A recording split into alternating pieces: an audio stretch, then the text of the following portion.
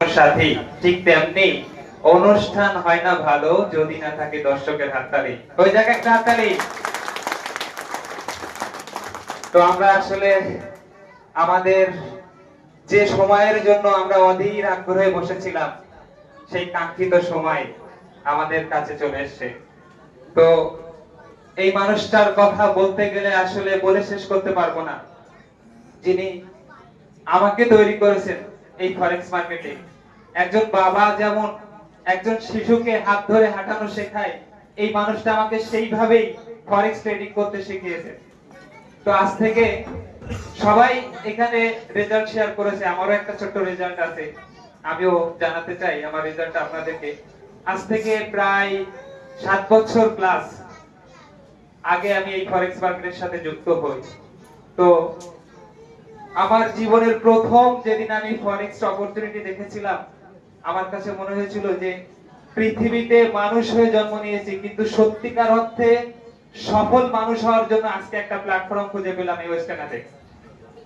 তো আসলে এত সম্ভাবনাময় একটা জায়গা, যেখানে আপনার সফলতা, আপনার চিন্তা ভাবনা যত বড়, আপনার চিন্তার থেকেও অনেক বড় এই মার্কেট, অনেক বড় এই ওয়েস্টার্ন অ্যাপেক্স। তো আমি সবসময় একটা কথা বলি যে চাওয়া যদি হয় নিখুঁত, তাহলে পাওয়া হয় নিশ্চিত, সুনিশ্চিত। তো সবকিছু আপনাকে নিখুঁত ভাবে চাইতে হবে। আপনার চাওয়ার উপরে আপনার পাওয়াটা ডিপেন্ড করবে। আপনার স্বপ্ন কত বড়, আপনার সফলতা নির্ভর করবে আপনার স্বপ্নের উপরে।